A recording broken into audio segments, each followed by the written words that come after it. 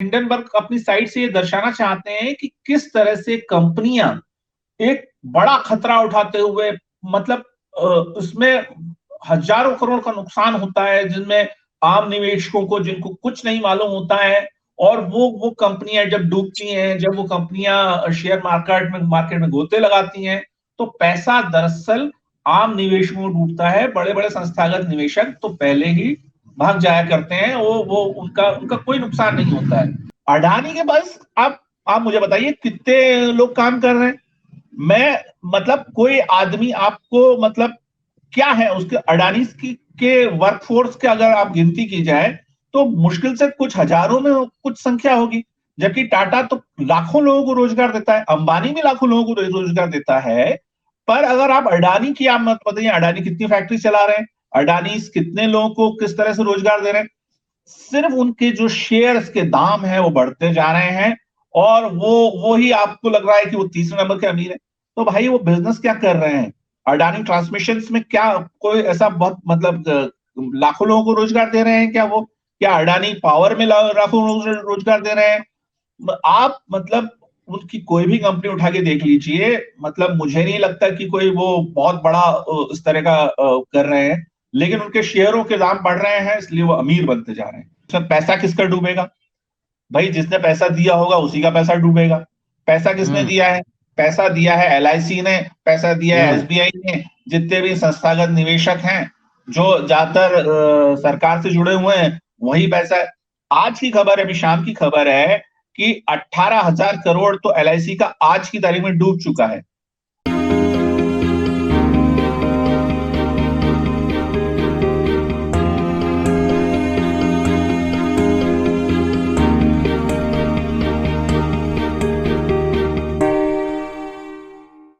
Hindenburg group के वो कौन से 88 सवाल जिसने अडानी समूह को बेपर्दा कर दिया है। दोस्तों, रतनलाल बोल रहा हूं और आप सुन रहे हैं अम्बेडकरनामा। आज इसी विषय पर चर्चा करने वाला हूं और हमारे साथ सोशल एक्टिविस्ट हैं गिरीश मालवीय साहब। लगातार शोध परक लेख लिखते रहे हैं अडानी के ऊपर ही, और कई तमाम मसलों पर लगातार वो लेख लिखते रहते हैं। आज विस्तार से जाने, कई वर्षों से अडानी के ऊपर इन्होंने लेख लिखा है सोशल मीडिया प्लेटफॉर्म्स पे। तो आज जानना चाहेंगे कि आखिर क्यों अडानी समूह वित्तीय संकट में है, और वो पैसा अगर डूबा तो किसका पैसा। इसी पे पूरी बहस करने वाला हूँ। गिरीश जी, स्वागत है आपका। नमस्कार सर, बहुत बहुत धन्यवाद आपका इस सीधे प्रतिष्ठित मंच को बुलाने के लिए। सीधे फ्लोर आपका है। अब बताएं कैसे कैसे ये मामला सब हुआ है। मैं अर्थशास्त्र का विद्यार्थी नहीं हूँ, इसलिए अर्थशास्त्र मेरी कमजोर। नहीं नहीं, ठीक है। देखिए, अर्थशास्त्र तो हमारा भी कोई बहुत ऐसा नहीं है, पर हाँ, हम लोग इस तरह से जुड़े रहते हैं जी आर्थिक विषयों से, तो थोड़ा सा नॉलेज बढ़ जाता है। देखिए, अभी तक जो तथ्य निकल के सामने आए हैं, जी। हिंडनबर्ग करके एक वेबसाइट है और बड़ी फेमस वेबसाइट है, और लगातार 2016-17 के बाद से वो कई कंपनियों के खिलाफ अपनी रिपोर्ट्स प्रकाशित करती रही है। और जिन कंपनियों के खिलाफ उसने रिपोर्ट प्रकाशित की है, उसमें निकोला जैसी बड़ी बड़ी कंपनियां हैं, ट्विटर इंक के संबंधित भी उसने रिपोर्ट प्रकाशित की है। इसको खिलाफ कहना थोड़ा सा अजीब लग रहेगा।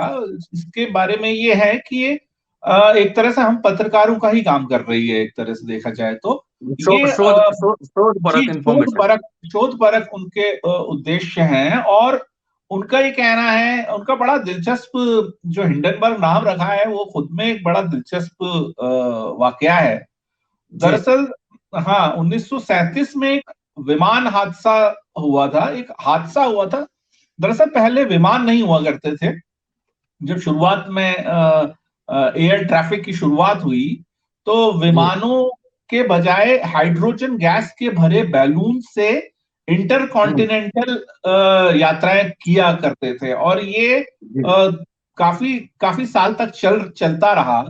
और हिंडनबर्ग करके एक बड़ा हाइड्रोजन का बैलून बनाया गया, जहां पे बताया जाता है कि बिल्कुल जैसे टाइटैनिक में नहीं 5 स्टार सुविधाएं दी जाती थी जी। जी। क्रूज के ऊपर, तो ऐसे ही जी हिंडनबर्ग जहाज जो जर्मनी से अमेरिका की तरफ गया था, उसमें बड़ी जबरदस्त सुविधाओं के साथ में और बड़ा लग्जरी फूड और हर तरह की चीजों के साथ में उन्होंने ये अपनी यात्रा शुरू की थी। और लगभग 93 से 100 लोग के लगभग यात्री उस जहाज में, मतलब हाइड्रोजन गैस के भरे बलून में नीचे की तरफ उन्होंने पूरा एक केबिन बने हुए थे, उसमें बैठे और वो लोग वहां पे गए। और अमेरिका में एक जगह पेंसिल्वेनिया पे, वहां पे उनका बैलून जो है वो गिर गया और उसमें आग लग गई। अब इस घटना पे ही जो एंडरसन है, जो हिंडनबर्ग के फाउंडर है, उन्होंने इस घटना की याद में ये अपनी वेबसाइट का नाम हिंडनबर्ग रखा। जी हिंडनबर्ग से उनका आशय ये था कि उनका जो कहना है कि देखिए, एक दुनिया की जो सबसे ज्वलनशील गैस मानी जाती है वो हाइड्रोजन है। और वो हाइड्रोजन गैस में के भरे बैलून में आप 100 यात्रियों को लेके जा रहे हैं, ये कितने खतरे की बात थी। और उसके वो खतरा उठाते हुए आपने वो सारी चीजें स्वीकार करते हुए वो सब काम किया, जानते बूझते। तो वो ये इस हिंडनबर्ग अपनी साइड से ये दर्शाना चाहते हैं कि किस तरह से कंपनियां एक बड़ा खतरा उठाते हुए, मतलब उसमें हजारों करोड़ का नुकसान होता है, जिनमें आम निवेशकों को, जिनको कुछ नहीं मालूम होता है, और वो कंपनियां जब डूबती हैं, जब वो कंपनियां शेयर मार्केट में गोते लगाती हैं, तो पैसा दरअसल आम निवेशकों में डूबता है। बड़े बड़े संस्थागत निवेशक तो पहले ही भाग जाया करते हैं, वो उनका उनका कोई नुकसान नहीं होता है। तो उसने उस घटना की याद में कि किस तरह से एक गलत प्रक्रिया को लेके काम किया जा रहा था, और वो घटना, और उस घटना के बाद में वो हाइड्रोजन गैस बलून की यात्रा करना प्रतिबंधित कर दिया गया। और अब तो लोगों को कोई याद भी नहीं है कि वो उस तरह के बैलून्स में कोई यात्रा हुआ करती थी। तो जी ये एक हिंडनबर्ग का एक बैकग्राउंड मैंने बताया आपको। अब बात आती है अडानी की। अडानी की जो रिपोर्ट हिंडनबर्ग ने मैं प्रस्तुत की है, मैंने उस रिपोर्ट को कल शाम को थोड़ा स्टडी करने का प्रयास किया था। मैं कहता हूं कि भारत में अगर पत्रकारिता के विद्यार्थियों को अगर कुछ पढ़ना चाहिए, तो उस हम्म रिपोर्ट को ध्यान से एक बार पूरी तरह से पढ़ लेना चाहिए। मैं कहता हूं ये इन्वेस्टिगेशंस हैं, मतलब ये इन्वेस्टिगेशन हम्म, रिपोर्ट्स हैं। ये आप इसको उसकी दृष्टि से मत देखिए, किसी बिजनेस की उससे मत देखिए। जी उन्होंने जी 2 साल की मेहनत की है, और वाकई में वो 2 साल की मेहनत दिखती है वहां पे। और एक एक अधिकारी से, पूर्व अधिकारी से, अडानी से जुड़े लोगों से, मतलब अकाउंटेंट से, और हर तरह के हम्म, लोगों से उन्होंने बात की है। हर तरह का डेटा, हर तरह का डेटा से, मतलब आप ये गूगल का डेटा की बात नहीं कर रहा हूं। वो खुद अ, उस अकाउंटेंट के यहाँ गए हैं जहां इनका ऑडिट होता है। और सबसे जो मजे की बात जो मुझे लगी, और जिस तरह से उन्होंने पूरे उस फैमिली ग्रुप को, मतलब एक एक्चुअली क्या है कि अडानी एक गुजराती परिवार है। और वो हम्म, गुजराती परिवार में 7-8 उनके भाई हैं, उनके भतीजे हैं, उनके बहनोई पारिवारिक ही हैं। लोग हैं, और वो ही कंपनी चला रहे हैं। एक भाई जी उनके दुबई में बस जाते हैं, वहां से वो राउंड ट्रिपिंग करते हैं। और ये राउंड ट्रिपिंग करना, शेल कंपनीज बनाना, इस इस जो हिंडनबर्ग की रिपोर्ट में है, ये पूरी तरह से खुला खाता समझ में आ जाता है कि किस तरह से ये शेल कंपनियों की मदद से इधर का पैसा लेके उधर घुमाते हैं, इधर का पैसा लेके उधर घुमाते हैं, फिर उसमें इन्वेस्ट कर देते हैं, फिर उसका शेयर का प्राइस बढ़ जाता है, फिर वो और बड़ी कंपनी बन जाती है, लोग उसमें और पैसा डाल देते हैं, फिर वो जी और कर्ज लेते हैं। मतलब आप समझ नहीं सकते हैं कि किस किस तरह का एक तरह का फ्रॉड किया जा रहा है। आम आदमी आम आदमी को अगर समझना है, तो मेरे हिसाब से ये जबरदस्त रिपोर्ट है। और मैं खास तौर पे पत्रकारिता के विद्यार्थियों को, पत्रकार जो बंधु हैं, उनको ये रिपोर्ट पढ़ने का जरूर बोलना चाहूंगा कि क्या कमाल का काम किया है उस व्यक्ति ने। मैं हेड्स ऑफ करता हूं एंडरसन को इस बारे में। क्या है, तो जरा साहब बताइए, आपने पढ़ा है कैसे कैसे मतलब दुनिया के अमीर व्यक्तियों में से एक अडानी बने हैं, और प्रॉपर्टी का किस किस तरह का है, ये शेयर मार्केट बेस्ड है, प्रोडक्शन है, क्या है? नहीं नहीं सर, देखिए ये पूरा, देखिए मैं, मेरे को एक चीज की हंसी आती है।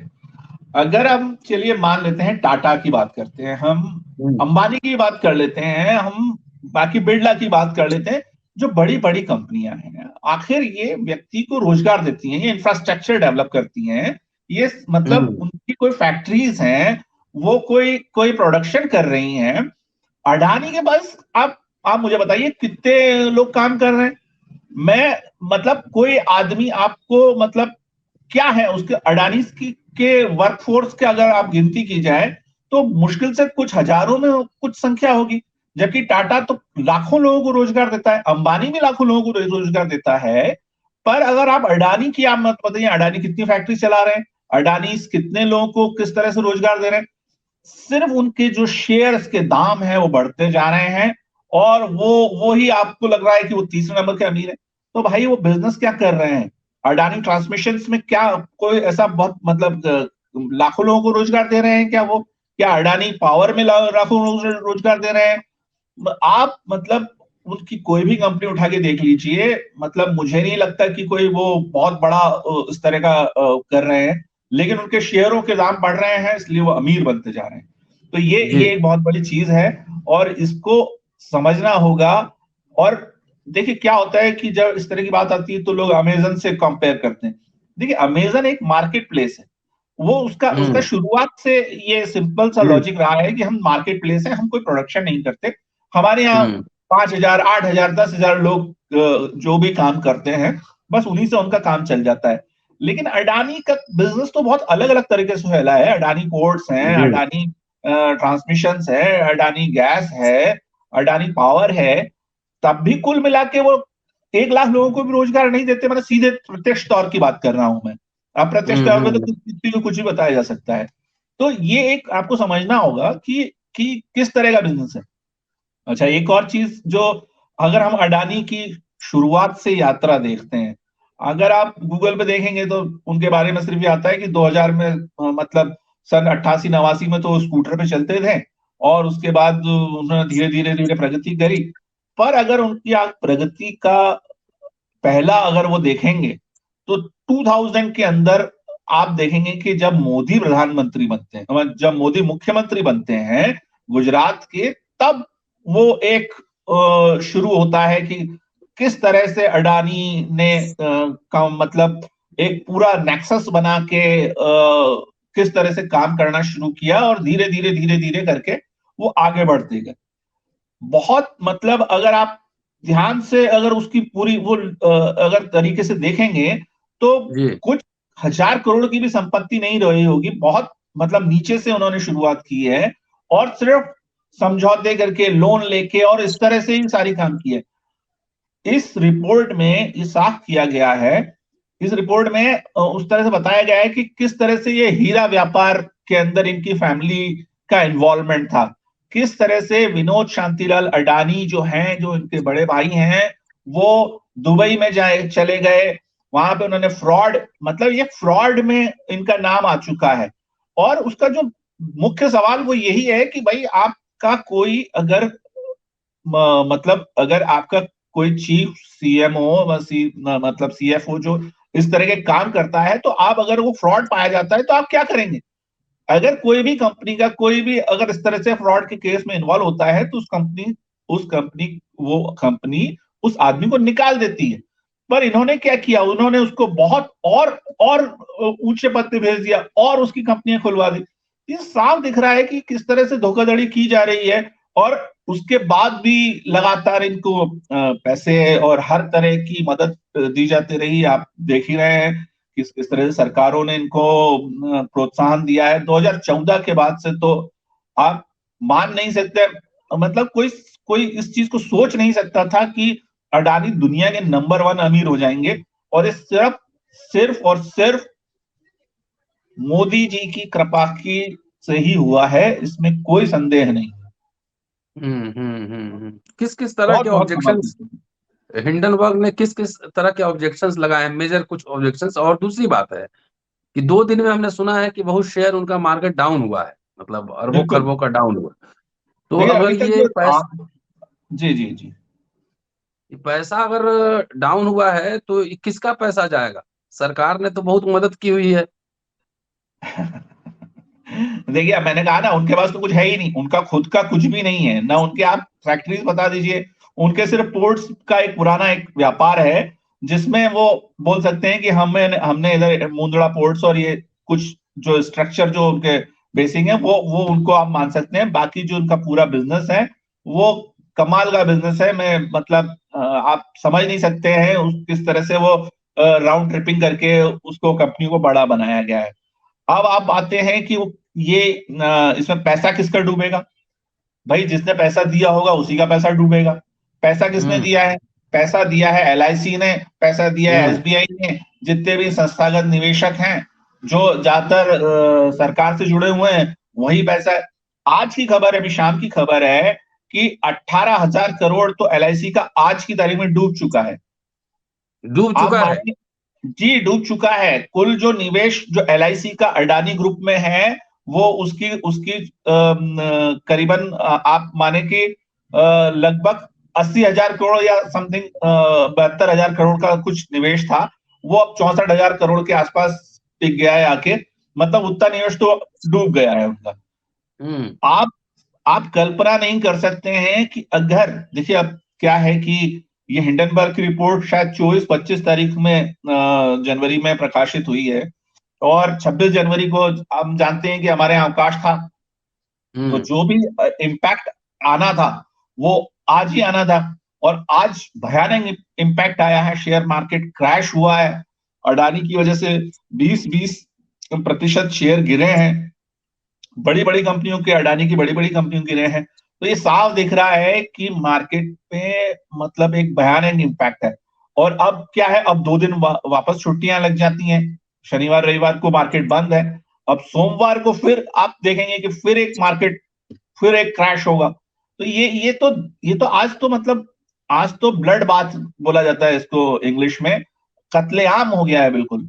मतलब इस तरह से अडानी के शेयर गिरे हैं आज। हम्म।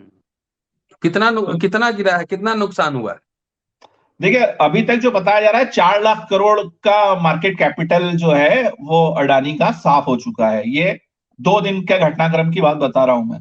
मतलब जिसको करने में महीनों और सालों लग गए होंगे, वो 2 दिन में ही उतना डाउन हो गया। और ये अगर मैं आप बता दीजिए कि अडानी अडानी गैस को पूरे ठेके जो है मोदी जी ने अपने गवर्नमेंट के जो अब पाइपलाइन से गैस के जो आपके घर घर गैस पहुंचानी है उसके ठेके पूरे उसको दे दिए। अभी आज ही मैं कुछ खबर पढ़ रहा था कि जो भारतीय खाद्य निगम है वो जो जी। साइलो बनाता है, वो साइलो बनाने का भी ठेका अडानी जी को दे दिया गया है। पोर्ट्स तो उनके कब्जे में कर ही लिए गए हैं। जो अभी गंगा वाला गंगा विलास में अभी बहुत सारी चीजें सामने आई हैं कि जो वहां पे जो क्रूज चल रहा है वहां पे पूरे कोयला जो अब अपलोड होगा, जलमार्ग की जो सुविधा जो दी गई है वो सब अडानी जी यूज कर रहे हैं। अडानी के लिए ही सारे हल्दिया में पोर्ट है, और हल्दिया के पोर्ट का भी अधिग्रहण अडानी ने कर लिया है। वहां पे वो पूरी अपनी फैसिलिटी का निर्माण कर चुके। मतलब अडानी के हाथों इस देश को, मतलब इस देश की सरकार जो है वो बेच चुकी है एक तरह से आप देखा जाए तो ये हम्म। अगर अडानी गिरते हैं, अगर अडानी का लॉस होता है तो ये लॉस अडानी का नहीं है। अडानी तो हम्म। कुछ भी नहीं होता, हाथ साफ कर लेंगे, बिल्कुल क्लियर हो जाएंगे। और सारा लॉस भारत के बैंकों का होगा, जिन्होंने हम्म। अनाप शनाप उन्हें लोन दिए हैं, अनाप हम्म। शनाप उनकी मदद करी है। अगर एक सीधी बात है कि ये हिंडनबर्ग की जो रिपोर्ट है, सिर्फ इसमें अगर आप सार देखें, इसका सार हम्म। ये है कि वो बोलते हैं कि जो वैल्यू है वो 1 रुपए की वैल्यू को 85 रुपए करके बताया गया है। और अडानी की कंपनी का अगर 1 रुपए की वैल्यू रखती है मार्केट मतलब एक्चुअल में, तो उसको 85 रुपए करके बताया गया। मतलब इतनी ओवर वैल्यू पे आप चीजें, अब एलआईसी उसमें पैसा डाल रही है तो अब उसका 85 रुपए डाला था तो 1 रुपए हो जाएगा, क्योंकि एक्चुअल वैल्यू तो 1 ही रुपए है। अब इस तरह की जो चीजें जब सामने आएंगी, जब LIC का पैसा डूबेगा, जब SBI का पैसा डूबेगा, जब और अदर्स बैंक जो नेशनलाइज बैंक है उनका पैसा डूबेगा, तो इम्पैक्ट आएगा कहाँ? इम्पैक्ट तो आम जनता पे ही आएगा।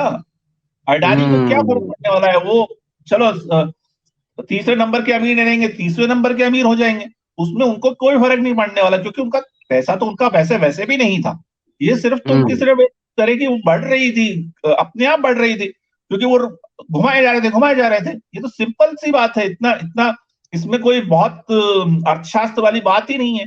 ये तो सीधा सीधा फ्रॉड है देश की जनता के साथ में, और देश की जनता जानती है कि ये हो रहा है, पर तब भी वो चुपचाप रहती है।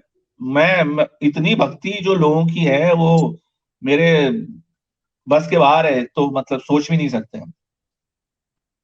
मैं सिंपल ऐसे अगर समझाएं किसी को कि इसमें जो सरकारी पैसा बैंक का या फिर LIC का पैसा लगा है, तो वो पैसा जो है वो जनता का पैसा है उसमें। जी तो जैसे आपने कहा कि 4 लाख करोड़ अभी तक डूब चुका है, बड़ा झटका लग चुका है। बिल्कुल। तो अगर ये प्रक्रिया जारी रही, जैसा कि आप कह रहे हैं कि सोमवार को और जो है हो सकता है तेज झटका लग सकता है, तो ये पैसा तो आम जनता का ही डूबेगा ना। तो देश और आम जनता की अर्थव्यवस्था पर, उसके सेहत पर, आर्थिक सेहत पे जिस तरह का इम्पैक्ट होगा, उसकी कोई कल्पना की जा सकती है? बिल्कुल नहीं की जा सकती। ये इम्पैक्ट जो है, ये आपको आने वाले मतलब कई महीनों में, और लोग किस तरह से बर्बाद होंगे। जो छोटा निवेशक है, जो उसने जिसने अडानी का शेयर खरीदा, वो तो जाएगा ही जाएगा, पर जिस तरह से जिन्होंने लोन दिए हुए हैं, जिन्होंने उसकी हर तरह से मदद की हुई है, वो SBI हो, LIC हो, या HDFC हो, ICICI हो, ये सारे जो बैंकिंग व्यवस्था है, जो आज आप देखिए बैंकिंग का के शेयर्स भी कितने नीचे गए।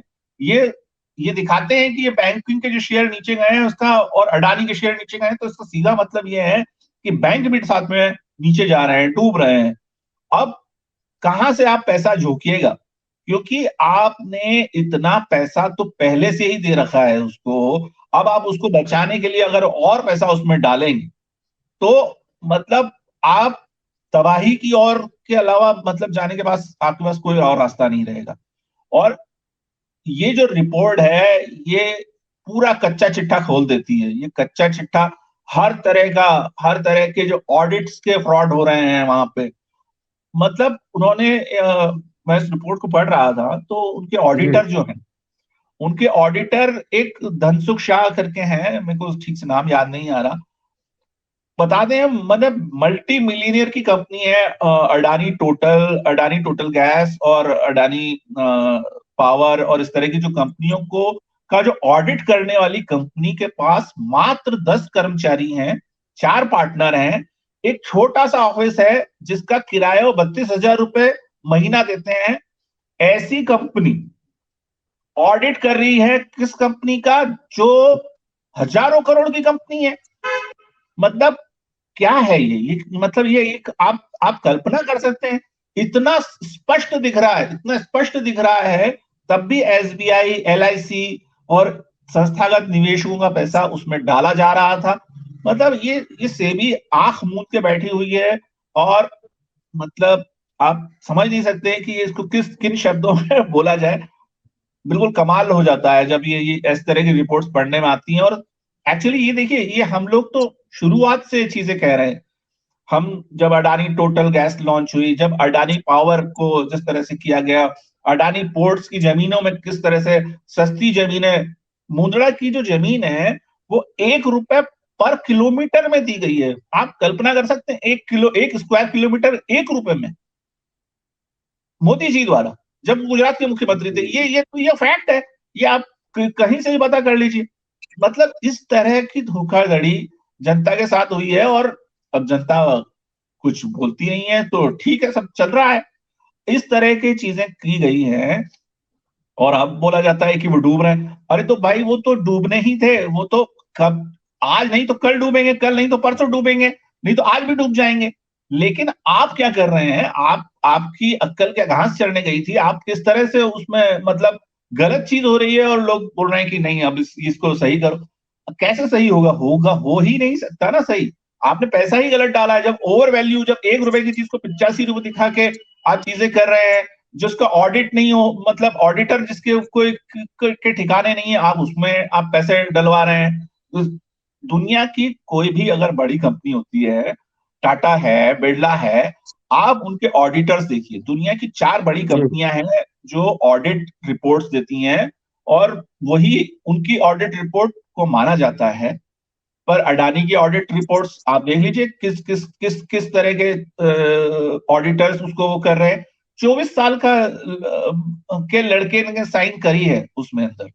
अब उनको कितना नॉलेज रहा होगा, 10 लोगों की टीम है, क्या ऑडिट करा होगा उन लोगों ने। और ऐसी ऑडिट रिपोर्ट पे हजारों लाखों, आज 1 लाख करोड़ का नुकसान हुआ है सिर्फ अडानी टोटल गैस का, 1 लाख करोड़ का नुकसान।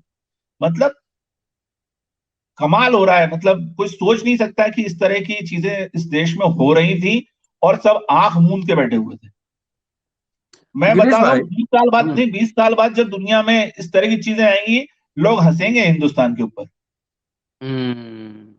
कि क्या कर रहे हो भाई आप। आपके आंख में क्या हो रहा था? धूल झोंक दी थी किसी ने? क्या कर दिया था कि इस तरह की चीजें हो रही थी और आप चुपचाप बैठे हुए थे? आप कुछ नहीं, आपको मालूम ही नहीं है। इतना भयानक फ्रॉड होएगा, होने जा रहा है, इस गर्त में गिरेगा इस तरह की चीजें करके कि जिसकी कल्पना नहीं की जा सकती। गिरीश भाई, चाहे हंगर इंडेक्स हो, चाहे फ्रीडम मीडिया फ्रीडम की बात हो, डेमोक्रेसी बात हो, या अभी बीबीसी डॉक्यूमेंट्री आई है गुजरात मैसेकर पे, हम्म। तो सबको तो सरकार इधर से सबको कह देती है, जो इनके पक्ष में जो सूट नहीं करता है कहते हैं कि सब विदेशी साजिश है, डिफेम करने की साजिश है। इस बार फिर हिंडनबर्ग का हम्म। रिपोर्ट आया है, इसको कैसे, क्या बिल्कुल। सुना है? कुछ लीगल नोटिस देंगे, क्या देंगे, क्या होने वाला है? देखिए, बड़ा अच्छा प्रश्न उठाया आपने।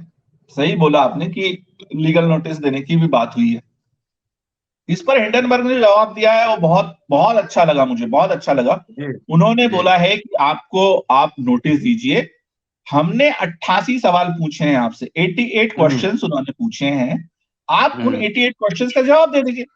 अगर आपके दिल में कोई चोर नहीं है और आपने आपने कोई गलत नहीं किया, तो 88 क्वेश्चन का जवाब दे दीजिए। इसमें क्या राइट। समस्या है? मतलब कोई समस्या होनी नहीं चाहिए। आप बोल रहे हैं कि हम्म। नहीं ये तो प्रो, ये इस तरह से और उस तरह से। तो उन्होंने बोला अगर हमारी बात कोई गलत है तो आ जाइए अमेरिकी कोर्ट में, आ जाइए आप, और हमको गलत हम्म। साबित कर दीजिए। हम बोल दीजिए कि हम्म। हमने गलत काम किया है। आप अपने कागज ले आइए, हम अपने कागज रख देते हैं, अमेरिका कोर्ट है, वो बैठ के फैसला कर देगा। इसमें क्या गलत है?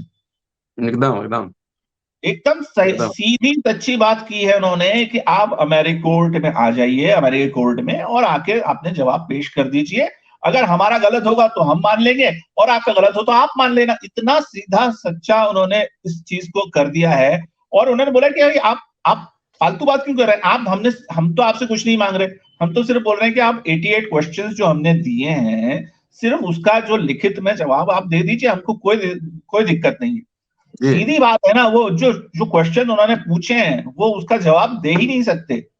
आप उसके क्वेश्चन पढ़िएगा तो मतलब आप हिल जाएंगे कि किस तरह से वो 88 क्वेश्चन में पूरी अडानी हिस्ट्री का है। पूरा साम्राज्य को ढा दिया है उन्होंने। हम्म। जबरदस्त। का मैं हैट्स ऑफ करता हूं उस व्यक्ति को, जिस व्यक्ति ने 2 साल तक लगातार मेहनत करके इस तरह की रिपोर्ट को सामने रखा। और वो कोई उनकी कोई अडानी से कोई निजी दुश्मनी थोड़ी है, नहीं हमारी नहीं। आपकी कोई अडानी से निजी दुश्मनी थोड़ी है। वो वो पहले 16 कंपनियों को के बारे में इसी तरह की रिपोर्ट दे चुके हैं। उनका पूरा एक ट्रैक रिकॉर्ड रहा है, और कोई उसको कोई गलत थोड़ी बोलता है, कोई उनके खिलाफ उनको जेल में थोड़ी बंद कर दिया। बल्कि उन्होंने निकोला कंपनी की का इस तरह से भंडाफोड़ किया था। और निकोला कंपनी के बारे में ये कहा जाता था कि वो दुनिया की सबसे तेजी से बढ़ने वाली कंपनी, और बहुत एलन मस्क को कंपटीशन देने वाली कंपनी थी, टेस्ला को कंपटीशन देने वाली कंपनी थी। और जब इनकी रिपोर्ट आई है हिंडनबर्ग की, तो वो जेल तक जाना पड़ा उस व्यक्ति को जो इनके निकोला के कार्यकारी अधिकारी थे। उनको मतलब पूरी तरह से मतलब जवाब देते नहीं बना जो उन्होंने प्रश्न उठाए थे उसके अंदर। और उनकी पूरी साख पूरी तरह से खत्म हो गई वहां पे। तो ये हम्म। इस तरह के लोग अगर आपसे प्रश्न वर्ष करते हैं तो इसका आपको जवाब देना चाहिए। और अगर जवाब नहीं दे रहे हैं, और देखिए क्या हुआ है, मार्केट सेंटीमेंट पे चलता है इस वक्त, और सेंटीमेंट जो है वो लोगों को दिख रहा है कि अडानी यहाँ गलती पर आ गए हैं। दिक्कत क्या है, हम हिंदुस्तान में सोचते हैं कि हम बहुत बड़े हैं, हमारा मार्केट ये है, फलाना है, ठिकाना है। आप देखिए, आप अगर ये इस तरह की चीजें, फॉरेन इन्वेस्टर को लोग बोलते हैं कि भारत में आओ, आप निवेश करो हमारे शेयर्स में। सबसे जो बड़ा जो इन्वेस्टमेंट है एफपीयू का ही तो है, फॉरेन इन्वेस्टर्स ही तो है। तो वो अगर आपका पैसा एक बार उन्होंने निकालना शुरू किया तो आपका मार्केट क्रैश कर जाएगा, इसमें कोई शक नहीं है। मतलब ये मत सोचिएगा कि मतलब हिंदुस्तान का जो छोटा मोटा आदमी है वो बचा लेगा। एक बार अगर सेबी ने अगर इस पे कार्यवाही नहीं करी ना, तो आप मतलब उनका पूरा भरोसा इस मार्केट से ही उठ जाएगा। भाई आपका जो सबसे बड़ा खिलाड़ी है वो ही इतना बड़ा फ्रॉड कर रहा है, तो बाकी कंपनियों का आप किस तरह से भरोसा देंगे कि वो सही काम कर रहे हैं? सेबी किस तरह से बचाएगा उसको? यहाँ तो सेबी की खुद की साख पे सवाल उठ गया है।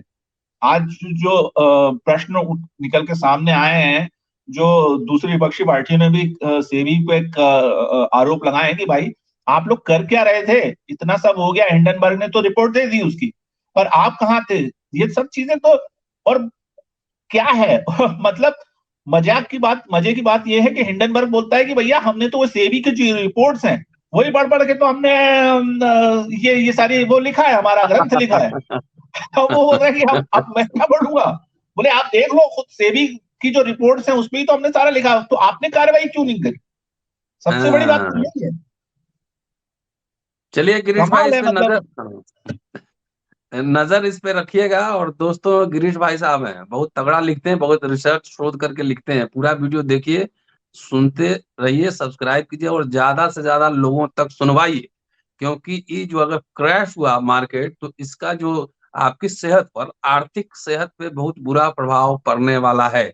सतर्कता गई, दुर्घटना हुई, इसलिए पहले से सतर्क होइए और लोगों के बीच कम से कम इंफॉर्मेशन पहुंचाइए। गोदी मीडिया में ये सब डिस्कशन डिबेट्स आपको नहीं देखने को मिलेंगे। हम लोग का छोटा मोटा चैनल है, इसमें इस तरह के रिसर्च वाले प्रोग्राम हम लोग करते रहते हैं। शुक्रिया गिरीश भाई, जल्दी मिलते हैं धन्यवाद आपसे फिर। धन्यवाद धन्यवाद। शुक्रिया, देखते रहिए अम्बेडकर नाम। Thank you.